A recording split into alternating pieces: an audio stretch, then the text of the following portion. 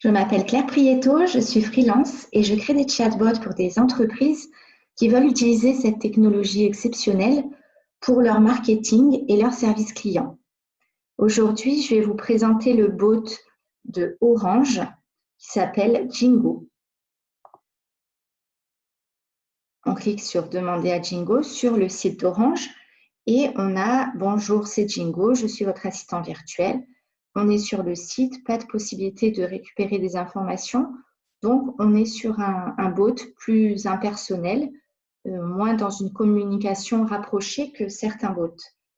On a des propositions de thèmes à choisir. Donc, je vais choisir mettre en place un transfert d'appel. Vous voulez donc deux possibilités. Je clique sur l'une. Voilà, je clique sur les différentes possibilités. Quel type de communication vous voulez renvoyer? Communication vers un autre numéro. Et là, il me demande le format et d'entrer les informations.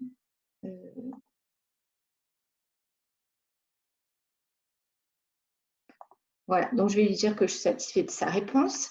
Avez-vous une autre demande? Oui. Alors, on va voir s'il répond à d'autres choses que véritablement les quelques possibilités du démarrage dans le menu. Donc, je vais dire acheter un mobile. Alors, acheter un téléphone, résoudre un problème de ligne, reformuler ma demande. Acheter un téléphone, donc correspond bien à mes propositions. Donc, c'est intéressant ces propositions parce qu'à l'intérieur, il dit reformuler ma demande qui ouvre sur la possibilité d'élargir la question si on n'est pas satisfait. Vous souhaitez acheter un mobile, vous pouvez le faire depuis votre boutique. Donc, c'est souvent une proposition qui va nous faire ce bot, de repartir vers la boutique, ce qui est assez logique. Avez-vous une autre demande? Oui, que puis-je faire pour vous? Je vais mettre résider. Alors, il va me mettre sûrement les conditions, voilà, les modalités. On va les regarder. Donc là, on bascule sur une page du site et en même temps, il reste ouvert, ce qui est pratique, je trouve, parce que parfois, quand on a une redirection, bon là, on est sur le même site, mais on est quand même à l'intérieur du site d'Orange et on reste sur le bot, on a toujours le bot visible.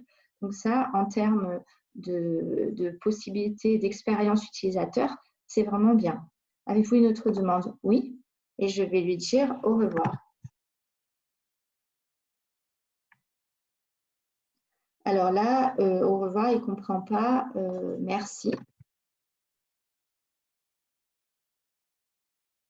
Il ne comprend pas non plus. Je dis si. Voilà, donc là, c'est vrai que bon, ce bot, il gagnerait à être un peu plus chaleureux, un peu plus drôle et d'avoir quelques mots dans l'intelligence artificielle de communication plus large comme merci, bonjour, etc.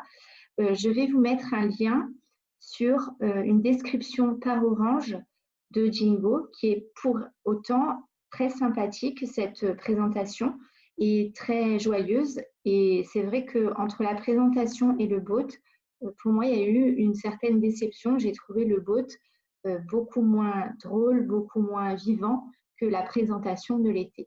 Voilà, j'espère que vous avez apprécié et je vous dis prenez soin de vous.